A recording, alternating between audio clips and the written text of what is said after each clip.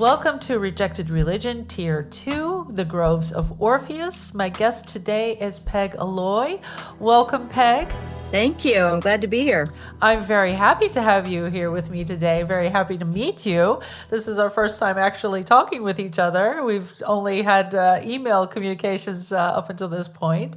I know you and your work through the Last Tuesday Society. It was back in April of this year that I attended a lecture that you gave, and it was called The Satanic Panic, Its Roots and Branches. And this talk explored a number of disparate but often related elements that converged to create the Satanic Panic as we know it in the 1980s and 90s, including horror-themed films that had a satanic kind of theme as well to that. And I really enjoyed that lecture, so I thought this would be great if we could kind of pick up where you left off there, and we could talk today about how viewpoints have changed in culture and in society since that time until our present day. So that's what I would like to talk to you today about.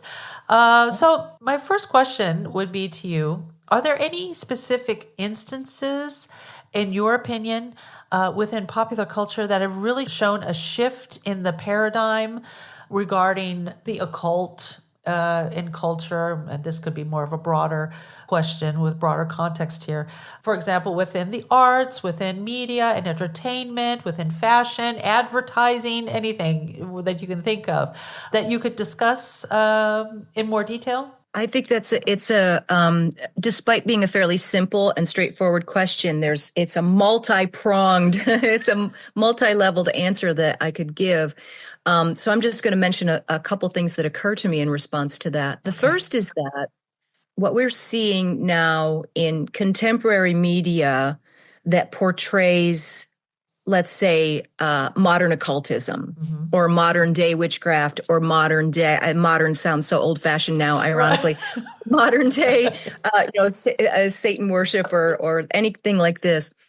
It seems that a lot of the newer shows, if they have a contemporary setting, a current setting, there is often a tongue-in-cheek, rather sophisticated view about this, as if this idea that, yes, we know these people are there and we accept them for the offbeat, eccentric weirdos that they may be, or characters involved in these things are often portrayed as being perhaps very learned, or perhaps they're very, they come from a really interesting background, etc.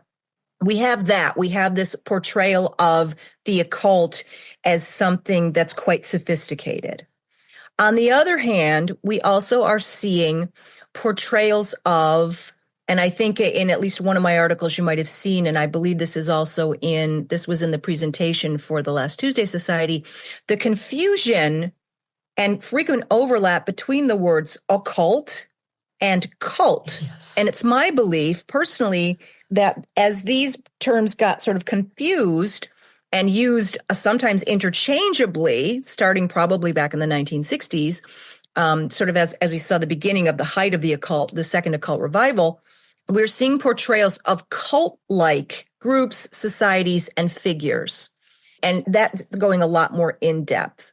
And that's sometimes portrayed as being connected to religious extremism or zealotry. I'm thinking of films like The Other Lamb, or maybe TV shows like there have been series about David Koresh. There's been series about some other cult-like figures, or the American Horror Story chapter where they do an anthology thing where each season is a different theme with the same actors called Cult, which also portrayed Donald Trump. And so the cult-like devotion that arises around certain personalities, including celebrities and politicians, obviously, as well as religious figures.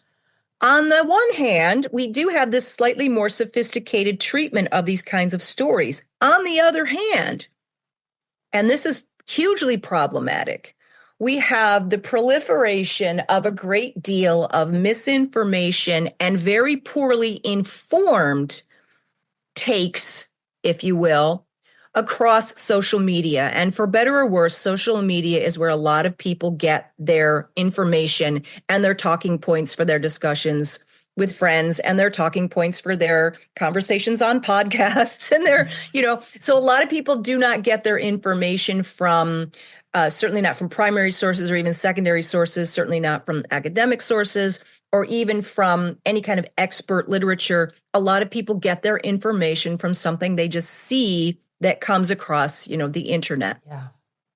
And I think that it's important to distinguish, too, between the fact that the internet in its infancy still had, although there was a type of social media-like gathering of voices and opinions in other sort of, I would call forum culture, internet forums, discussion forums, and so news groups, as they were once called, that were devoted to specific topics. But those tended to be a little more in-depth. And it's not that there wasn't misinformation, but there was a little more depth there. And now I think we see an astonishing lack of depth and nuance to these discussions. Mm-hmm. And because we have that lack of depth and nuance, people will accept pretty much anything. And of course, now we have the absolutely horrific presence, growing presence and growing proliferation of artificial intelligence, which people are using to create audio and video imagery, not to mention using it to generate, answers to questions. So in other words, you had just this robotic sort of response to things that may not be based in any kind of fact whatsoever. So this is, as I said, hugely problematic because the discourse often goes off on tangents that have nothing to do with actual fact. And in the current political environment or atmosphere, which is increasingly regressive and bigoted and, misogynistic, racist, choose your ism, right. very much othering people who are not in privileged and dominant places in society. This is a problem. And certainly people who follow non-dominant religions or more emergent religious or spiritual paths are othered or demonized. Yeah. So it's complicated because, again, on the one hand, just to kind of reiterate, there's a much more sophisticated understanding and awareness of the vast spectrum of spiritual and cultural belief systems. And on the other hand, a growing tendency for people to buy into extreme forms of misinformation, which can be quite harmful because we're also alongside that seeing increasingly divisive and violent rhetoric. Right. We're seeing that divisive and violent rhetoric, it is not regulated. Like, for example, Elon Musk having bought Twitter, there is an absolute lack of effort to address violent threats, racism, misogyny, etc., or disinformation. And this covers everything from the COVID pandemic to any number of political topics you could point to. Yeah. So it's not a good, it's on the one hand, it's a good situation because, hey, wow, that series I saw on HBO or Max last week portrays a modern day group of Satan worshipers, and they're kind of cool. And on the other hand, you had people responding to this like, oh no, the children, like that character from The Simpsons. Well, someone think of the children. Right. And now we have, real life groups like Moms of Liberty, a good friend of mine, who's been an educator down in Kentucky for many years, who teaches theater.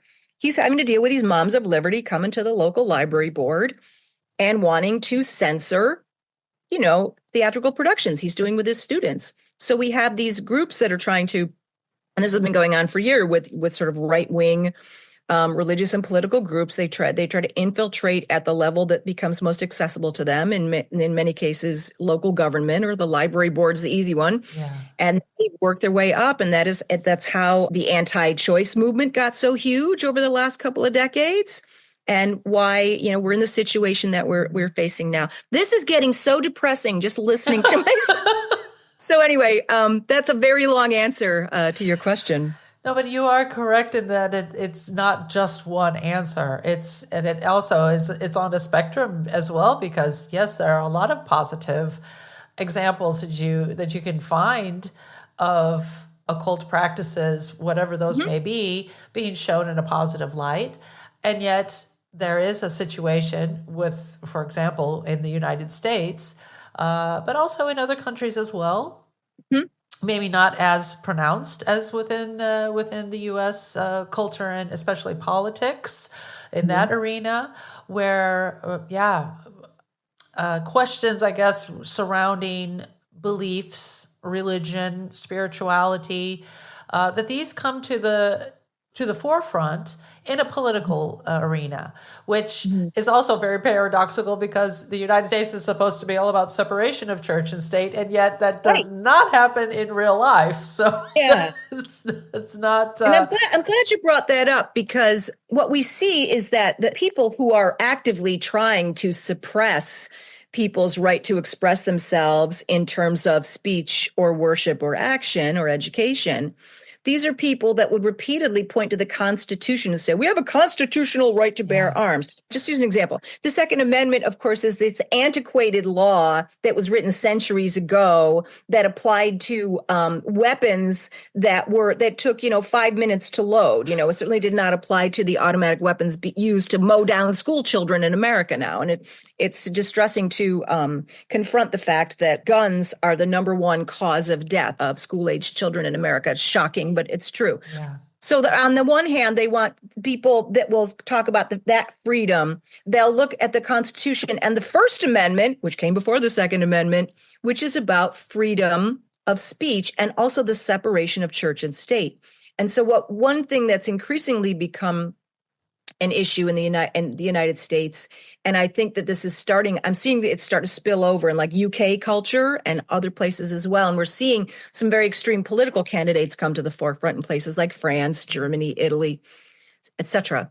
in Europe. And then, of course, there's other parts of the world where there's, we probably shouldn't get into, but there's some horrible things going on in oppressive regimes in places like Haiti and, the Democratic Republic of Congo and elsewhere. Not to mention the major, genocidal events that are happening in other parts of the world. So what I wanted to say was that because the separation of church and state is no longer really being respected or adhered to as a principle in the United States, much less enforced by any kind of a law, we're seeing things like political candidates and political issues being discussed in churches. And we're seeing religious doctrine brought up in places where it should not be, like in schools, or in places of business, or in places of local government, like, again, the library board or your local, city council meetings or what have you. And this is very, very troubling because the very, foundation that this country, that the United States was built on, and the reason that it became, despite the terrible things that the first settlers did when they got here and did for centuries, and including trying to wipe out the indigenous people here. But the very reason that so the first big flurry of people that came over in the 17th century, they were trying to escape religious persecution. They wanted to worship as they wished. Exactly. The irony, of course, is that then this exploded into, the now famous, the witch trials and the witch persecution, which they were facing in England at the time. So the fact that our country is supposedly based on allowing people to do as they will if they're not doing any harm, which is, of course, that's paraphrasing Aleister Crowley, do what thou wilt shall be the whole of the law. Right. Love under will. Ironic, but and that's what modern day, Satanists, like, they cling to that notion as well. They're not de facto worshipers of the devil. They're worshipers of freedom of expression and freedom of action, as long as, again, they're not hurting anybody. So now we're seeing that people are being criticized and oppressed for worshiping the way they want to or believing the way they want to, and are being told that the excuse given for this, the GOP's desire to control women's bodies and women's reproductive rights is they're quoting the Bible, and the Bible says this and the Bible says that, and this is when life begins. And it's like, I don't care what your Bible says, because that's not my religious belief system. And you, according to the tenets of the law of this land that we all live in and share, are not allowed to impose that on me, and certainly not on my body. But we've gotten so far away from the understanding those basic principles of autonomy and freedom.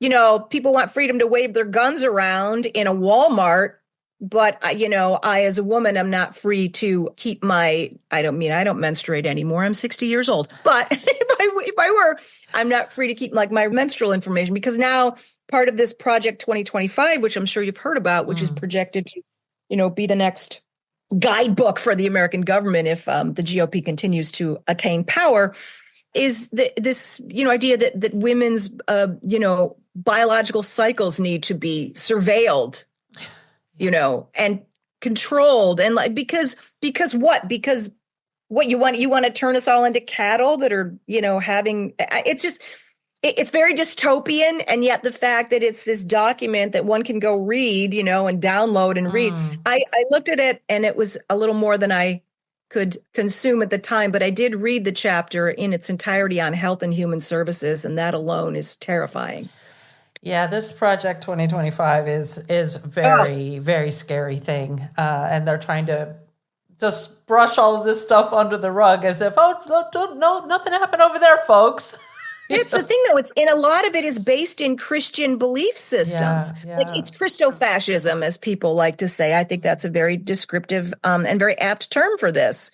The idea that people's beliefs as in Christianity, which as far as I can tell is no longer even the dominant religious belief system in the United States, but people believing that their right to be Christian, involves their right to then impose that belief system on other people. Right. But that isn't how. Yeah, you mentioned that it's becoming a dystopian, type of society, and I have to think about how fiction is now bleeding into reality with.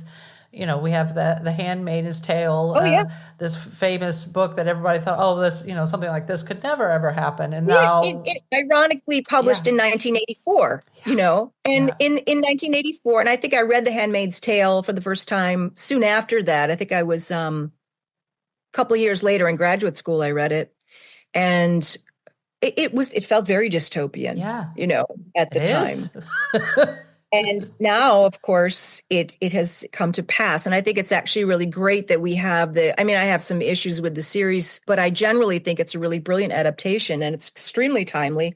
And now we have a final season, coming out. And I think they've done a great job in sort of following a very, what would have been a logical narrative progression, because the first season ends basically where the novel does. And it continues on.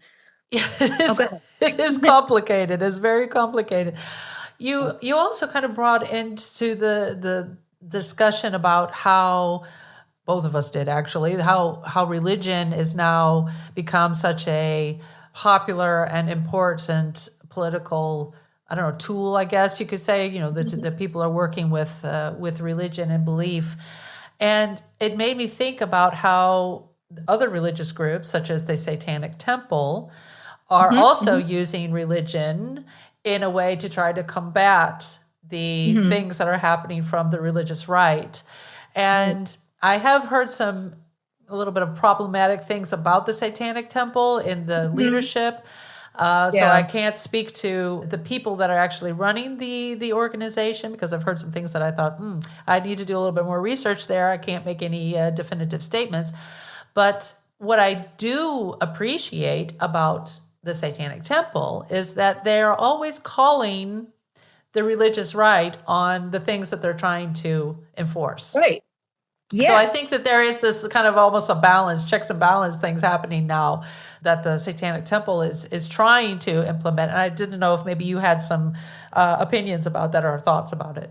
I do. Well, first thing I want to say is that any group, is a microcosm of the larger world. So every group, every society, every organization is going to have its problematic members, right? And that's certainly true of a group where the main, raison d'etre has to do with the political activism. I think the Satanic Temple is first and foremost a political organization, in my opinion. And that doesn't mean I think they all share the same politics, but I think that what they have done is they've taken the fact that many of those members were involved in either the Church of Satan or other satanic groups, and then decided that, that some of the principles that were in place for those belief systems were suddenly very relevant in terms of the hypocrisy that one was seeing in politics. And I think that's one of the powerful things that some of their actions and some of their statements have done, is it calls out the hypocrisy Yeah. of the right wing in terms of religious freedom and that kind of thing. In other words, well, if you want to be able to post the 10 Commandments in a school or in a government building lobby, guess what? We should be able to have a temple of Baphomet, there as well. Yeah. In terms of the problematic stuff, I mean, I think that anytime you have a group where there's public facing activism and it's, there's a kind of a certain type of political performance is encouraged. I think that whenever you have those kinds of activities, you're going to have people that are strong personalities, strong egos, that kind of thing. Yeah. So, things can sometimes get heated or a little controversial. I highly recommend, if you haven't seen it, there's a wonderful documentary about the Satanic Temple called Hail Satan. I think I have seen this, but let me make a note of Hail, it. Hail Satan with a question mark. Yeah, I think it really effectively shows that there are some members of, or former members they might be now, of the group who have done things publicly that I think the leadership and other members considered problematic. Mm-hmm. Like there's one young woman, it's sort of a performance space with music, and she's kind of reciting this sort of a manifesto, like sort of a statement, and she says, "We will execute the president." Like, that's problematic. I don't care who the president is. You shouldn't say those kinds of things. No. So things like that were a problem. But other than that, and also acknowledging, and I'm not saying I haven't said similar things out loud in public, but I think that as long as there's some awareness that if you're a public facing organization and you're seeking publicity for your efforts because you're trying to, do something for the greater good, it is important to understand the basics of public relations and, that kind of thing. Yeah. So, and I want to say that years ago when I was involved with the Witch's Voice, which was a very prominent website that brought together a lot of, people in, some earth-based religion, including the Church of Satan and Satan worship, that I often had to deal with media. I was kind of like the media spokesperson at times. And I often had to deal with a great deal of radio hosts that wanted to just talk about stuff in a really sensational way, or news journalists that, we'd have a very reasonable sort of interview, and then the framing of the piece would be quite sensationalistic. And, it was almost always at Halloween and this kind of thing. And, we see more nuanced and more a sort of greater variety of approaches to these kinds of stories now. And they'll happen year round at this point. But one thing that I kept running into was that in wanting to write articles or do like news broadcasts or whatever, or, talk shows or whatever about these kinds of topics, and I was on a couple of TV talk shows as well, that there was often this desire to want to go towards that more sensationalized aspect.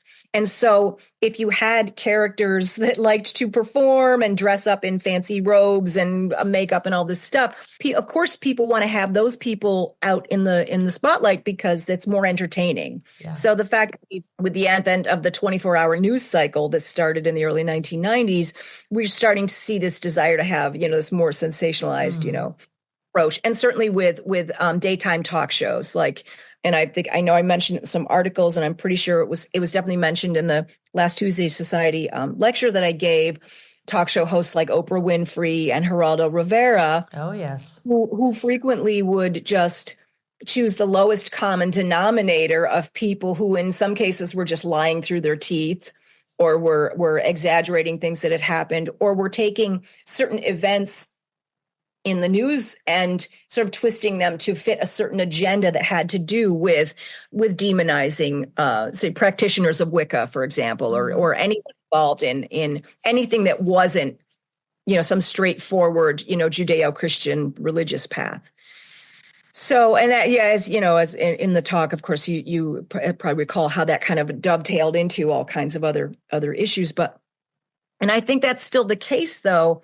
And I just want to go back to a while ago, I was talking about social media. We now have this kind of tendency for, especially really, really popular platforms like Instagram, which I think is still pretty popular, TikTok, which is quite popular. We see this tendency for the more flamboyant kinds of personalities and more extreme viewpoints and portrayals of things to get a lot more traffic and a lot more engagement. Yeah. the term for it in some circles is like witchfluencer or what have you, or witch talk, so there are certain, channels in these platforms. And, good for them. Good for them if they're making some money being outrageous. That's great. I consider that, you do what you want, and let the chips fall where they may, and you might have to, deal with some fallout of some kind.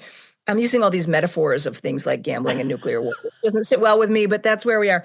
I'm an old person. I use these, these old-fashioned idioms. But I have to say that while there are some really great people in the social media, sphere that I think are saying and doing wonderful things, and I find them entertaining or informative or whatever, the vast majority of that is really lacking in depth and really lacking in viewpoints. Yeah. It's also true that certain topics that are adjacent to witchcraft and the occult, like tarot and astrology, which have also become enormously popular across social media and in popular culture in general. It's exploded in a way that has not been seen since the 1960s. And of course, it's now reaching a lot of people. Mm-hmm.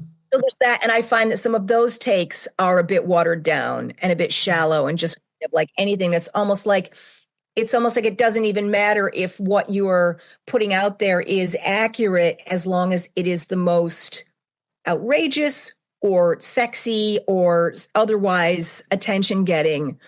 And that concerns me, and not for nothing. It's also true, and this is interesting.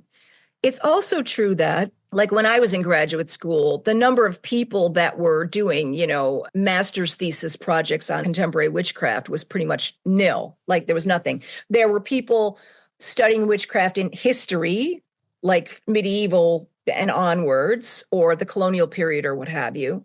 And there was some scholars that were looking at the modern occult revival, but there was really not a whole lot about, like literary analysis or cultural analysis in media, for example. And that's why, even though everyone's doing it now, back in the day when I started getting interested in this as an academic topic, when I was still working in academia, I was for a brief shining moment considered a bit of a groundbreaking scholar in my area, and also because I was a practitioner. Yeah. Because in those days, if you were looking at a certain group of people doing a certain kind of thing, you had to either go kind of undercover and pretend you were one of them, you know what I mean? Like that old folkloric sort of way. So, but you still had to approach it like a sort of an ethnographer. Yeah. Yeah.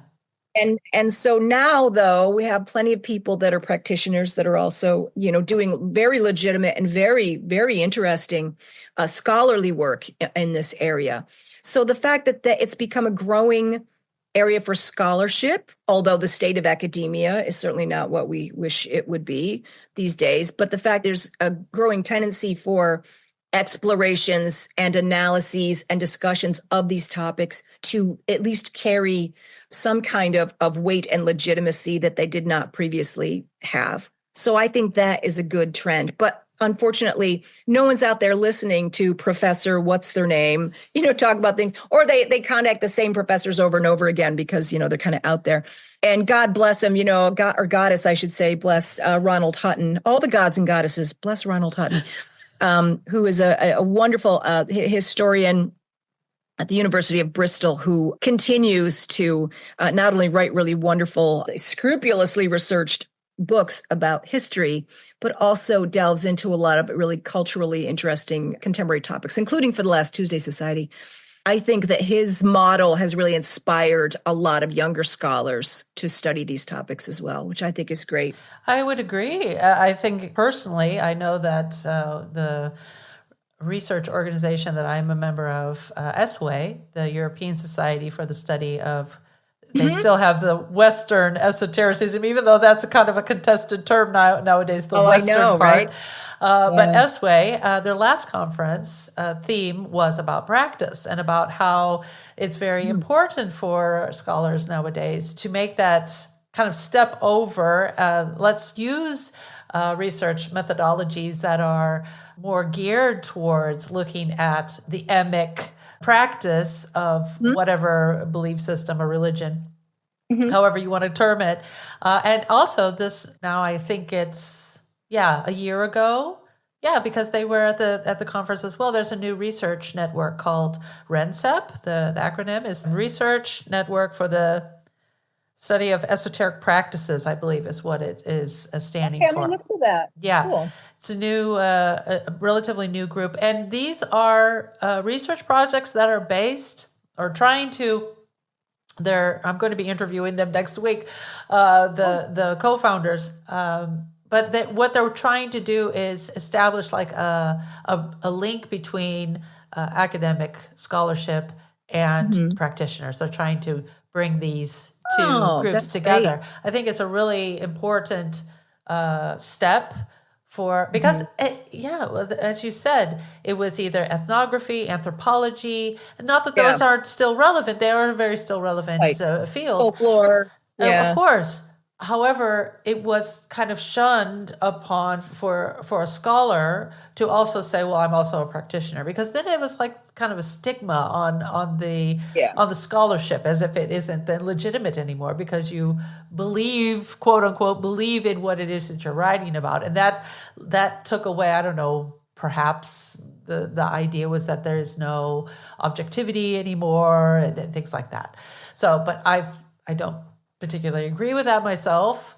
I think that you can be within whatever it is. If you want to be a practitioner and you want to Mhm. scholarly, approach that as well, you can have a foot in both worlds. I would say, Mhm. you can do both. And I've seen this and talked with people who do this. So and their scholarship is just as strong as any other scholar who would not purport to believe in what it is that they are researching. So that's just my two Right. And cents. no, I think that's a really, really valid, viewpoint. And I think it's also the fact that we brought this word that I had not previously used in this conversation, which is esoteric, which is now starting to be increasingly become a term which we can apply more broadly Yeah. to some of these things. And it's a non-scary term, at least at the moment. Yeah. It's non-scary. It's not as scary to people as occult, Right. or magical or what have you, or the dreaded magical with a K, which Yeah, yeah. people.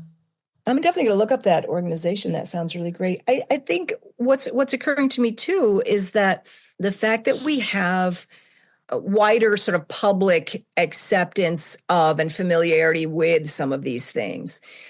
I saw this happen in I'm going to say early 1990s when you suddenly started seeing an explosion of books. They had to deal with modern neo-paganism and neo-pagan witchcraft and all these kinds of things. And you started to kind of hear in discussions and sort of notice in the culture that people were no longer sort of content to be practicing some kind of like, I mean, at the time, Gardnerian and Alexandrian Wicca were quite dominant at the time. And then there was sort of people who were still sort of co-opting kind of Native American type New Agey spiritual practices, which now are kind of seen as, although people really will still keep wanting to like do smudging with white sage, which I don't understand why we're even still doing that. It is a cultural practice that isn't really relevant to I think what we so-called, Western esotericism, but also, it's a respiratory irritant when you use it indoors. That's what, Yeah. anyway, not to go off on that tangent, but which was in the news recently because there was some kind of a witch kit that Sephora was trying to sell and it contained a white sage bundle and everyone kind of lost their minds about it, Oh. including me.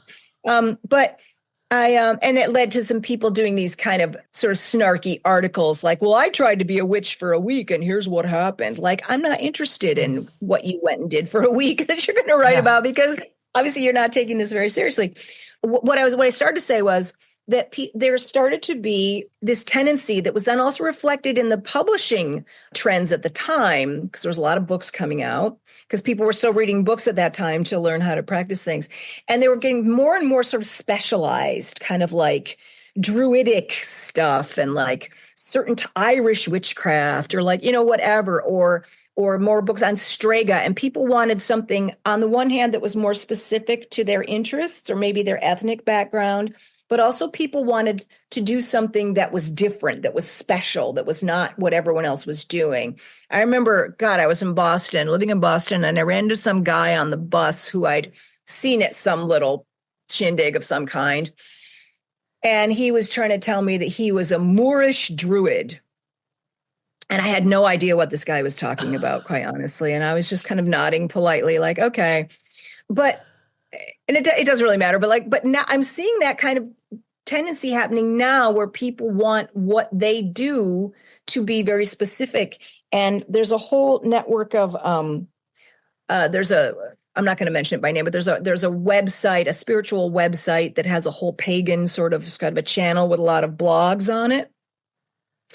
And I've noticed that that tendency is happening there too, and it's great that there's lots of different kinds of voices and that's very diverse in that way.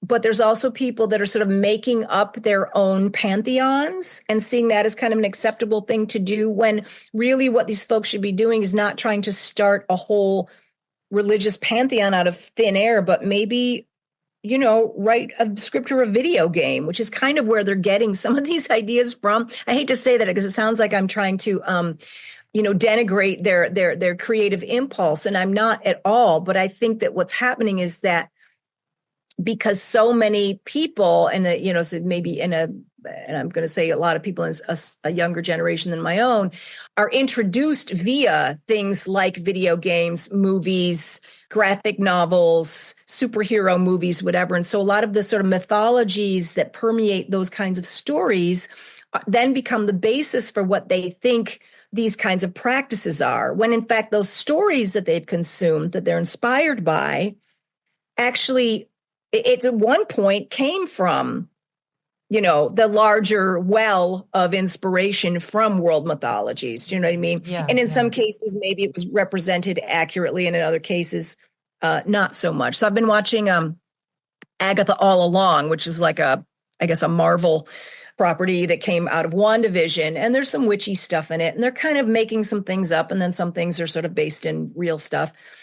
And it's fascinating to me that with so much rich history and folklore and mythology already out there, that there's this constant need to reinvent it and create a whole different thing. We saw this in American Horror Story Coven, where they had to invent some new terminology. And then, of course, what happens is so American Horror Story Coven starts talking about, we have to choose our new supreme, which is like the leader of the, which is just a term they just invented. Yeah.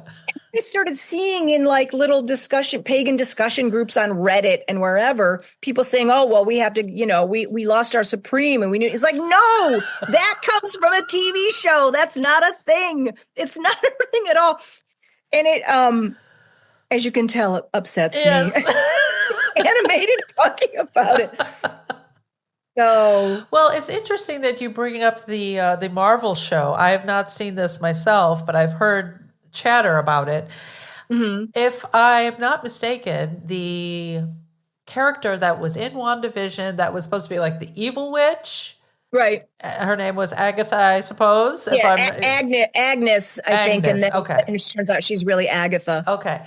What I understood when I watched WandaVision was that Agnes, if we're going to call her by her character name in that show, was a chaos magician. Not a witch. Even though Wanda's called the Scarlet Witch, what she was using, from my understanding now, if anybody's out there listening and that they're the expert on the lore of I'm sure we'll hear from them, of Marvel, this was about chaos magic. It wasn't about not witchcraft. Interesting.